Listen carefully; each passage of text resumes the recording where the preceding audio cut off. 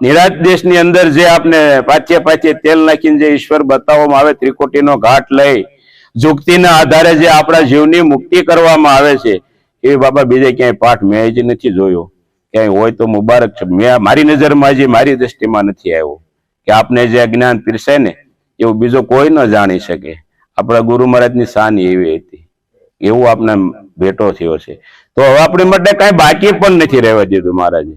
મેં તો બહાર પણ સર્વૈયું કર્યું. આપણે અહીંયા સાહેબ ભણાવે કે 5 ને 5 10 થાય, આપણે સ્વીકારી લીધું ને આપણે હાય પાડી. જો એ પણ સાંભળેલું તો આપણો કોઈ અનુભવ હતો નહીં. આપણે સ્કૂલ એવું ભણાવવામાં આવ્યું એટલે આપણે ગણિતને સ્વીકાર્યું. તો અહીંયા 10 થાય તો આપણે અમેરિકા જઈએ તો ત્યાં પણ 5 ને 5 10 થાય તો સાચું. ત્યાં 11 થાય તો 9 થાય તારું આપણે એમ તો ના શું હોય છે, આનો પુરાવો તો મળવો જોઈએ ને. આપણે ભણતાથી તાવો મેળવવાનો આવતો, એમ મેં આ તાવો બહુ મેળવ્યો.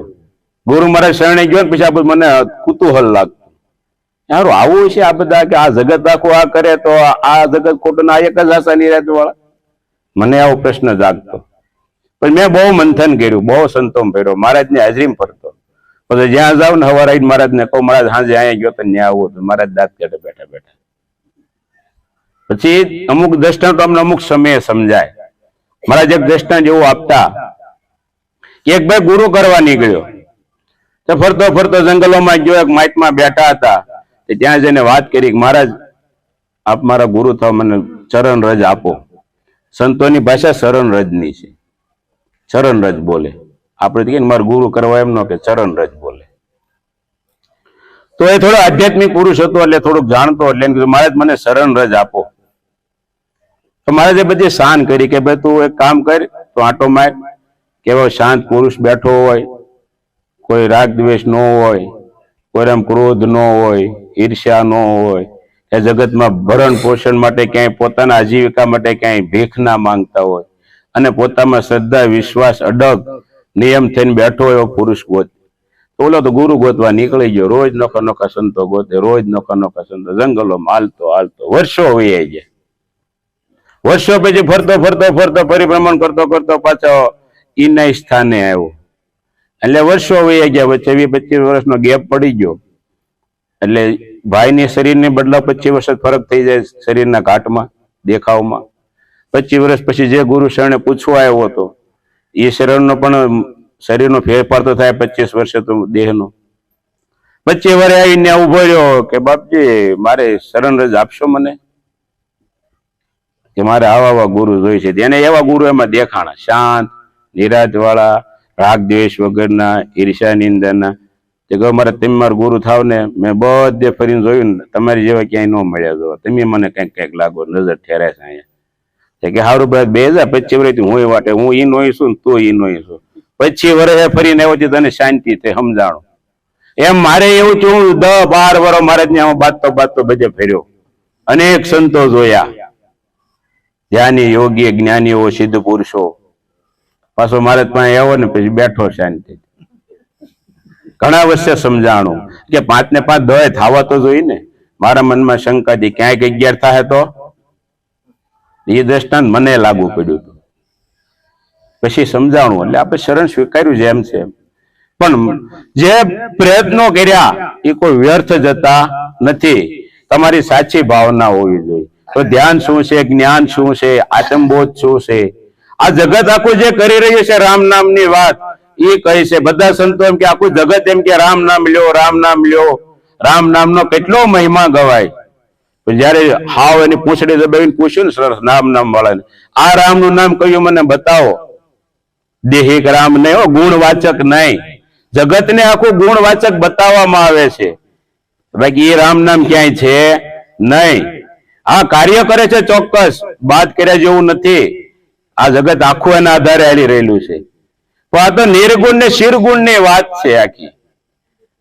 આધ્યાત્મિક ની અંદર હમણાં વાત બોલાવવામાં આવી કે ભાઈ પ્રથમ જ વાત થઈ કે અગમ અને નિગમ, ઘાટ અને અઘાટ, રૂપ અને સ્વરૂપ, આ બધા અલગ અલગ ભાગ છે.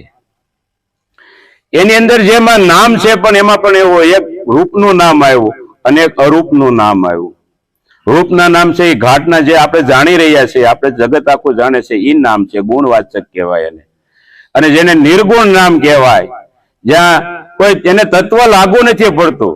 બોલવામાં આવે નહીં, સાંભળવામાં આવે નહીં, લખવામાં આવે નહીં, જોવામાં આવે નહીં, કે ન નક્કી કોઈ આધાર કઈ ઘાટ એટલે તમે આંગળી મૂકીને કહી શકો એવું આ નામ નિર્ગુણ, નિર્લેપ, નિષ્કલંક, જે કઈ શબ્દો આપણે જેની આગળ ન લાગી જાય કે આ કાંઈ નથી, એ શબ્દ એના છે અને એ નામ ત્યાં આપવામાં આવ્યું. એ આ નિરંજન, નિરાકાર, નિર્લેપ, નિર્ગુણ, નિષ્કલંક આ નામ જે છે જેનો શબ્દ નથી, રૂપ નથી, લખવામાં આવે તો બે થાય, અલગ છે. મારે કહેતા કે જો ભાઈ બોલવા જઈએ તો બીજો થાય તો બે થયા, બે તો છે નહીં, એક જ છે. તો આ બે કઈ રીતે ગણવા અને એને એક કેમ જાણવું? તો આજે નિરાંત બાપાએ જે જ્ઞાનની પોતાનો જ્ઞાન ગોષ્ઠી જે પ્રવાહ ચાલુ કર્યો કે અદ્વૈત જ્ઞાન નો કર્યો, જેને અદ્વૈત કહેવામાં આવ્યું. દ્વૈત એટલે બે પણ થાય, અદ્વૈત કહેતા એક. તો આ બીજો નથી, આ એકની વાત કરી ગુરુ મહારાજે આપને. અદ્વૈત એ જેને નિજ જ્ઞાન કહેવામાં આવ્યું, નિજ કહેતા પોતે થાય અને આ પોતાનું જ્ઞાન એ નિજનું જ્ઞાન એ અદ્વૈત કહેવાય. આ જગત આખું જ દ્વૈતપણામાં ઝાંખી રહેલું છે. ક્યાંય પણ જાઓ, કોઈ પણ ક્ષેત્ર પકડીએ આપણે, આધ્યાત્મિક હોય કે ભૌતિક હોય કે લૌકિક હોય, આખું જગત દ્વૈતપણામાં રમી રહ્યું છે, બે પણામાં. એમાં બ્રહ્મા વિષ્ણુ ને મહેશ દેવ પણ એમ આવી ગયા, એ પણ દ્વૈતપણામાં છે. આ જગતની અંદર સ્વયં એક આત્મ તત્વ સિવાય કોઈ તત્વ એવું નથી કે એને અદ્વૈત કહેવાય. આત્મા એક જ તત્વ એવું છે કે સ્વયં પોતે અદ્વૈત છે અને એ પોતે છે. હવે પોતેમાં જે પોતાને જાણવું એ ગુરુ મહારાજની જે શાન જેને જેને મળી છે એ બધાને એક તત્વમાં જ રમી રહેલા છે. આપણે કાંઈ બાકી રાખ્યું નથી. ગુરુ મહારાજે જે આપણે શાન આપી છે પરિપૂર્ણ છે. પણ જયારે આપણું જીવન એવું રહેણીભાઈ બને, જે વચનમય કહેવામાં આવ્યું કે બોલ્યા પછી બીજું બોલે નહીં, આ જયારે વાણી બને અને એ વાણી જયારે પ્રગટ થાય અને એ જીવન પોતાનું એવું બને એટલે આપમેળે એને પોતાનો એકાકાર થાય તત્વની અંદર. જગતની અંદર ચક્રો બતાવવામાં આવે છે, 7 ચક્રો. હમણાં થોડીક વાર પહેલા કોઈ રંગની વાત બોલ્યું હતું. એ રંગ આપણે દેખાય છે, જાનીવાલી પીનારા જે શબ્દ કે બોલવામાં આવ્યા સ્કૂલની અંદર, જે 7 રંગો બતાવવામાં આવ્યા, એ 7 રંગો આપણા શરીરના ચક્રોના બતાવવામાં આવ્યા છે. એટલે આ શરીરની અંદર કોઈ ચક્ર એવા છે નહીં, પણ આપણા શરીરની ઉર્જાના જે સ્થાન છે એ સ્થાનને એને ચક્રનું સ્થાન કહેવામાં આવ્યું છે. જે ઉર્જા આપણે જે જે જગ્યાએ ઠેરાતી બ્રહ્મરુદ્ર સુધી પહોંચે ત્યારે 7 ચક્રો એને પાર કર્યા કહેવાય. આ ઉર્જાનું સ્થાન છે. પણ આ તો ધ્યાની યોગ છે, આ જ્ઞાનનો યોગ નથી. અને આપણે છે જ્ઞાન યોગ કહેવાય. સહજ સમાધિ ભલી સંતોભાઈ સાધો, સહજ સમાધિ ભલી. આ આપણી સહજ સમાધિ છે. સહજમાં જ્ઞાન, જ્ઞાન માર્ગ ઉત્તમ છે. આથી મોટો કાંઈ છે નહીં. તો આની અંદર આપને ગુરુ મહારાજે જે કાંઈ જગતનો સાર હતો એ આપી દીધો અને બતાવી દીધું કે જોઈ લે તું સ્વયં પરમેશ્વર પોતે છો. ખોળી જોને એટલે પૂછી જોને અંતરના તારા હૈયે રાખી હાથ, કહો ને ક્યાંથી રીજે રામ.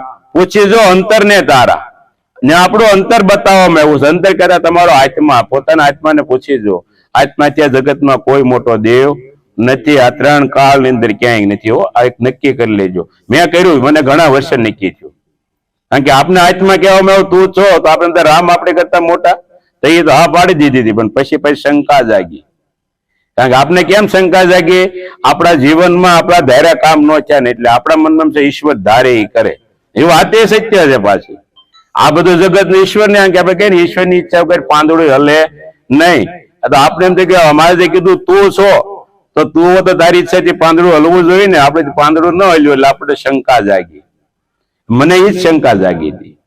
મારે ત્યાં વરસાદ હતો, વર્ષે જવો જોઈએ ને હું ઈશ્વર તત્વ હોઉં. તો સંતોએ કીધું એ ખોટું હશે. તો આપણું ધાર્યું તો કઈ થતું નથી. આ પ્રશ્ન મારામાં બહુ મથન આવ્યો કે ભાઈ હું કોણ છું ખરેખર. તો એ તત્વ સમજાતા જયારે સમજાણું કે ભાઈ આવી વાત તો સાચી છે, તો આ ખેલ કેમ છો? એ તો મારી ભ્રમણા હતી. કારણ કે આપણો દેહ છે ગુણ વ્યાપક છે, ગુણની સાથે જોડાડેલો છે.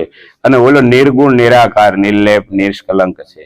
એ નિષ્કલંક કીધો અને કોઈ પ્રકારનો કલંક કે ક્લેશ એને હોતો નથી. આત્મા તત્વ તો હાવ કુટસ્થ કે પણ કહેવામાં આવ્યું છે કે જેને કાંઈ લેવા દેવા નથી. પાછો જગતનો કરતા તો એ કાંઈ નથી, છતાં સર્વેનો કરતા એ કહેવામાં આવ્યો. અને એને આપણે ગુરુમાં જે ઓળખીને બતાવ્યો. હવે આપણે તો ગુણ આપણા ન કેળવાના એટલે આપણે અનુભૂતિ થઈ નહીં. જે સંતોએ આવું કર્યું છે, જેને વાણીમાં આપણે ગવાયું, જેને દીઠે મારા નેણલા ઠલે, ઓ ભાઈઓ અમને એવા એવા સંતો મળે. તો કોઈ એવું પણ કીધું, સાત સલુણા જેને દેખીને મારા નેણા ઠરે. સાત સલુણા, સાધ્ય, સાત બોલાવ્યું, સાધ્ય સલુણા.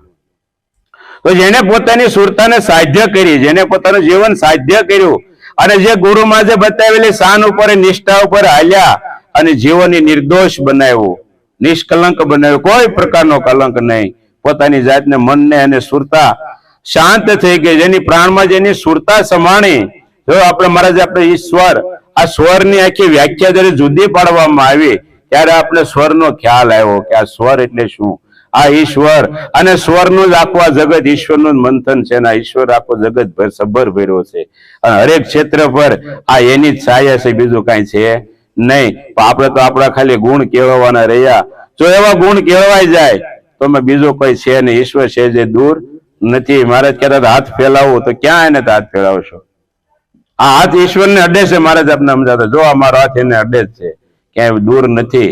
પણ એ નક્કીપણું આપણને થતું નથી. જો નક્કીપણું થાય ને તો પાછો દૂર નથી. પણ આશા ને તૃષ્ણા જે આપણી ત્યાં ઉભી રહી, એટલે આ નક્કીપણું થતું નથી. આપણે રોંઢે ભજન બોલ્યા ત્યારે વાણીમાં ગવાનું હતું કે હરજી લિંગ ને ભંગનો ભેદ મટાડો અને વાસનાના બીજને બાળો. વાસના એટલે શું કે કામના એટલે શું? એ કોઈ અલગ શબ્દો, ખાલી શબ્દો અલગ છે, વસ્તુ એક ને એક છે. આપણે મનની જે ઈચ્છાઓ, આપણે જે કાંઈ સંસારિક જે આપણી ઈચ્છાઓ છે, તમન્નાઓ છે, એ પૂરી નથી થતી ને આપણી ઈચ્છાઓ ત્યાં રહી છે. જો આશા તૃષ્ણા અને મમતા કે મોહ આ છૂટી જાય તો એ તો સબર ભેરો હામો ઉભો જ છે. અને એ છૂટેવું પણ નથી, કારણ કે એ સહજ છે. આપણે એમ કે રાગ ન કરવા, દ્વેષ ન કરવા, તો રાગ ને દ્વેષ કોને ગણવો? વાલો અને દવલો, આ બે વસ્તુને રાગ ને દ્વેષ કહેવામાં આવે છે. તો આપણે આપણા પરિવારમાં આપણો ભાઈ આપણે ન વાલો હોય, આપણા માતા પિતા ન વાલા હોય, આપણા પુત્ર હોય તો આપણે ન વાલો હોય, તો વાલો છે એ રાગ જ છે. તો પાડોશી છોકરો આપણે ન ગમે તો એ દ્વેષ થાય છે. મારો છોકરો કદાચ મને ગમવાનો સહજ છે તો ત્યાં આપણો રાગ થઈ જાય છે. આમાંથી બચાય એવું નથી. પણ આની અંદર મહારાજ આપણે ક્ષમતાનો પ્યાલો જે પાયો, અને એ ક્ષમતા આવે આપણામાં, હરેક ક્ષેત્રમાં એક જ નજર થાય અને સબ સરખું થાય ને ત્યારે એક કાર્યમાં બને. અને એ દ્રષ્ટિએ જયારે આપણા જીવનની અંદર એવા ગુણ કહેવાય ત્યારે આપણા મહારાજે તો આપણે ઈશ્વરની ઓળખ કરાવી દીધી, કે બાકી તો રાખ્યું નથી, સમક્ષ તો બતાવી દીધો છે, જુદો તો છે નહીં. એક ખાલી આપણી ભ્રમણા જે આપણા મોહની છે, અને એ દ્રષ્ટિ જયારે તૂટી ગઈ એટલે ઈશ્વર તો સામો સભર ભરે ઉભેલો જ છે. અને અખંડ શ્વાસ સ્વરની અંદર, શ્વાસની અંદર રણુકારમાં જણુકાર તો કરી રહેલો છે. ત્યાં ખાલી નજર ઠેરાવે છે. આ ધ્યાનની અંદર પણ બહુ આપણે બે કે ધ્યાનમાં બે જાવ શું કરવું? મહારાજ કહેતા આપણે એક જાણ નહીં, ધ્યાન ધરો તે સર્વે ધોકો દૂજો ના દર્શાવે. આ તમે કોનું ધ્યાન કરશો? પછી ધ્યાન તો બતાવ્યું, નિરાજ બાપાએ તને બતાવ્યું, તો તમે બાદ કેમ કરશો? એ કોણ નામ બતાવ્યું છે? તું હી કર તનમેલ. ત્યાં નામ બતાવ્યું, શાન ગુરુ કે સત્યારથ દેખો દિલ દર્પણ મેં. ત્યાં નામ બતાવ્યું છે. પાછું ત્રિકુટીમાં ચોથા પદે જતા નામ ઉડાડ્યું છે. આ શું છે? આ ખેલ જ ખાલી આપણે મનને જાણવાનું. એટલે નામ તો અખંડ ની અંદર હાલી જ રહેલું છે. ત્યાં જે એક વાણીમાં કહેવાયું કે ઘોર ગગન ઘોર નાદરે થાય રે સોહાગી લાલ અવસરમાં જેને સદગુરુ સેવા. ત્યાં કીધું ઘોર નાદ અખંડ થઈ રહેલો છે, કરવાનો નથી, તો થઈ રહ્યો છે. ત્યાં ખાલી સુરતાને આપણી ઠેરાવાની છે. અને જો એ સુરતા ત્યાં ઘોર નાદમાં ઠેરાઈ ગઈ પછી એને કઈ કરવું પડતું નથી. ધ્યાન કયો, જ્ઞાન કયો, બધું એમાં સમાવેશ થઈ ગયો. આ ઘોર નાદ સુધી આપણે પહોંચવાનું છે. જણાવ્યું તો દીધું જ છે, પણ ખાલી સ્વયં આપણે હારજે, ત્યાં આપણી જાગૃતિ ત્યાં હાજર કરવાની છે. જાગૃતિ હાજર થઈ જાય તો એ ઘોર નાદ તો થઈ રહેલો છે, સ્વર ગાજી જ રહેલો છે, આવન જાવન ચાલુ જ છે. ઈશ્વર દૂર નથી. જયારે ઈશ્વર દૂર થાય એટલે કાયા તો પડી જાય છે. રામ બોલો ભાઈ, રામ થઈ જાય છે. કાયા ની અંદર ઈશ્વર તત્વ હાજર છે ને ત્યાં સુધી દેહ છે, પછી તો દેહ નો વિલય થઈ જાય છે. એટલે દૂર નથી. ખાલી એક સમજણનું ઘર, આપણે અંદર સમજણના ઘરમાં જવાનું છે.